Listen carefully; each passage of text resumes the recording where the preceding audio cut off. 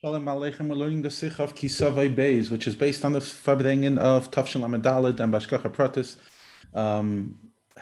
What's it called? Lahak is now in Tafshel Amidalid. They're redoing the Farbrengens, but putting it together. So they just gave out the kavets for Kisavai.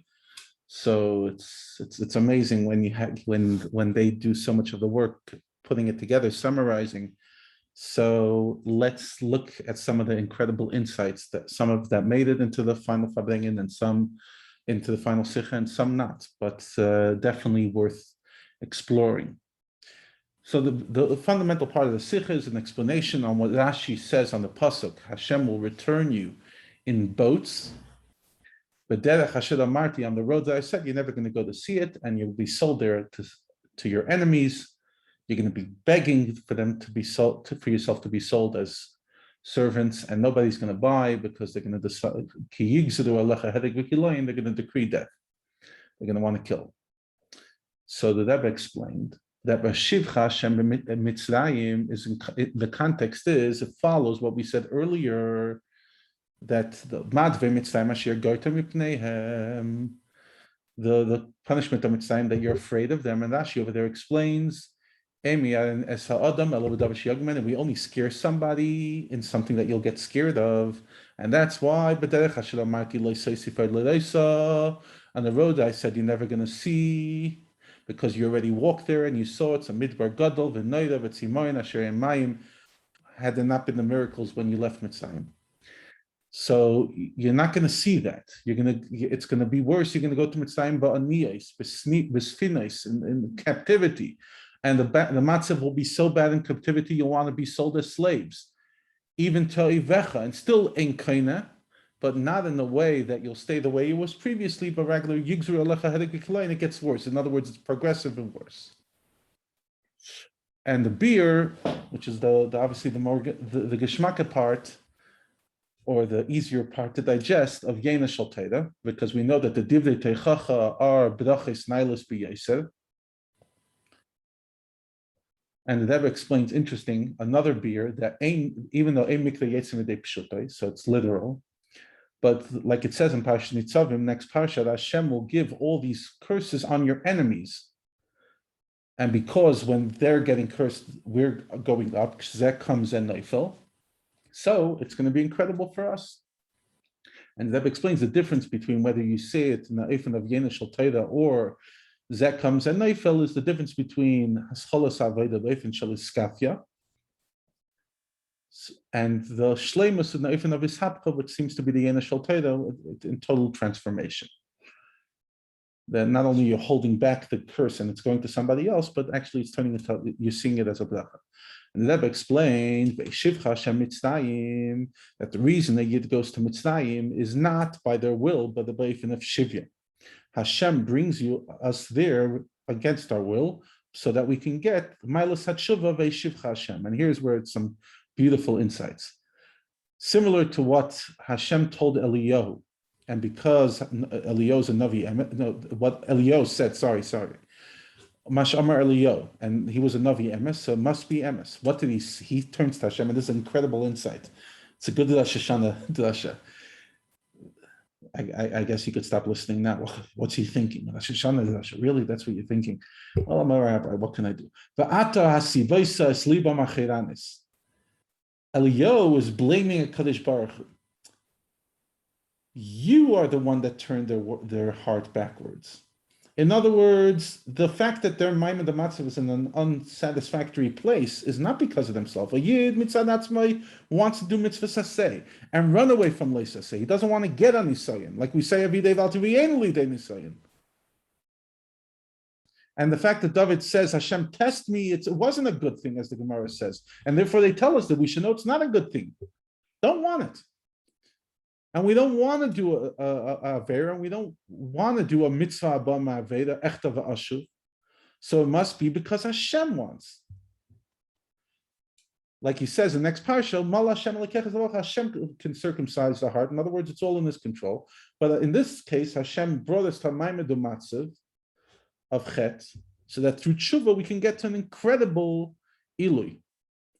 And over here, the Rebbe said, like sometimes Hashem brings the person to Nisayan, so that we should do tshuva me'ava, and through that, Zaynis Nasalek Zachias, which is heavy stuff. It's one of the sichas we explored earlier based on the Farbrengen of Yud Shvat Tafshin Lamed Aleph. We spoke about it a few weeks back.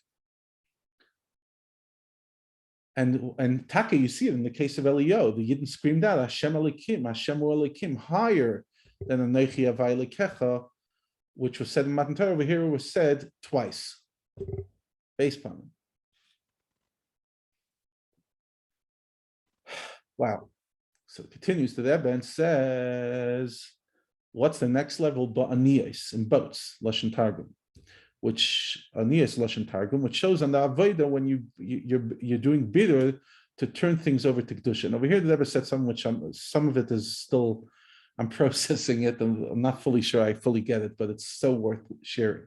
The Rebbe says like this: even though when we left Mitzrayim, we made it like a Mitzuda Shem Badagim. In other words, there was nothing left, there was no fish, there's nothing to go by. Says the Rebbe, like the Kisvei Arizal say, that's why we're not allowed to go back to Mitzrayim, because there was nothing left.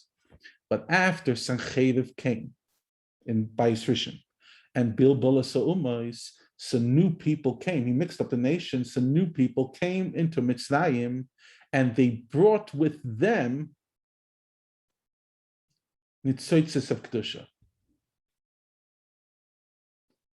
And the Rebbe says something that I'm not sure I understand, but I'll quote it. Because only a goy can bring Nitzotzes with them. A Yid, Mitzad Atzmai, has nothing to do there. In other words, going down to it's not. He has to go down, but technically it's not where he's at. Mitzad Atzmai has nothing to do there. So only a goy brings Nitzotzes. That for me, that's kind of like an idea that I'm trying to make sense of, unless I'm not fully understanding it. And therefore, he must go there to be mevared. He has to go do the beer. And the Rebbe refers to Toras Menachem, Chelik Samach, 124, which is the Farbrengen of Achrid Shal Pesach Tavshin Lamed. And the Rebbe over there is talking about Mitzrayim, going back from Mitzrayim, it was Achrid Shal Pesach Sicha. And the Rebbe says that, the 3 times Torah tells us not to go back to Mitzrayim, but nevertheless, you're allowed to go for business, similar to the Sicha. Why are you allowed to go to business? Because you have to be in a place where you can, wherever a Yid belongs, he has to elevate. However, after all the Galius, etc., Nitzotzes came back into Mitzrayim. Over here, he doesn't bring out specifically the Sancheiriv. So, and even all the future Galius also have an element of Galus Mitzrayim. So even though the Iker, the main point of each Galus, is the specific point of that Galus, Bavel, Madai, Paris, Edom, etc. But because B'derech Agav, Nitzotzes Kedusha came back to Mitzrayim through this, because they're all connected to Mitzrayim, so therefore there's still the union of Galus Mitzrayim, and therefore we have to go there and sometimes fix it. Interesting stuff. Fine. And that's why the Rebbe says you're allowed to go back to Mitzrayim, to business.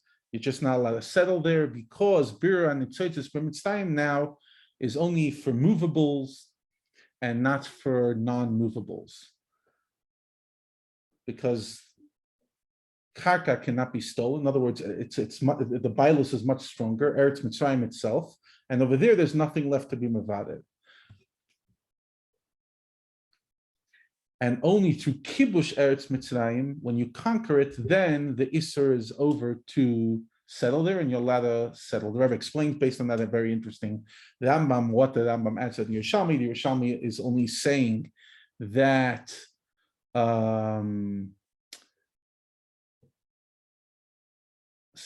that you can maybe only go there just for the taking all the bounty, the nichsid and naidi. But the Rambam is adding that even the actual mahusaaretz you could actually change.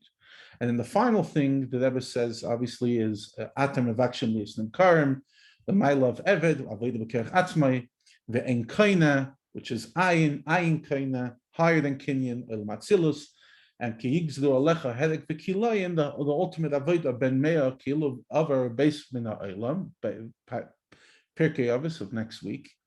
And the Rebbe says that while being in the Shama Beguf, He's no maim the matziv. What does it mean? Over batal olam, he's not in Yoni olam. He has no pleasure in it. He's a life of a tzaddik. Chaim ruchni, emunah, yira, ava. Like the Alter Rebbe explains in the Sikha in the letter about Rabbi Nachman Mendel Hardach when he passed away, he gave letter Chav Zayin. And then the Rebbe finished off the Sikha and said, Eila divrei habris, and next parsha of the Chav bris, because we know that the bris is l'mayla mitam vadas, so even these klalos are bris, they're l'mayla mitam vadas, and there's obviously incredible positivity in them. Mitzvah Shem, we should see it materialize in our lives.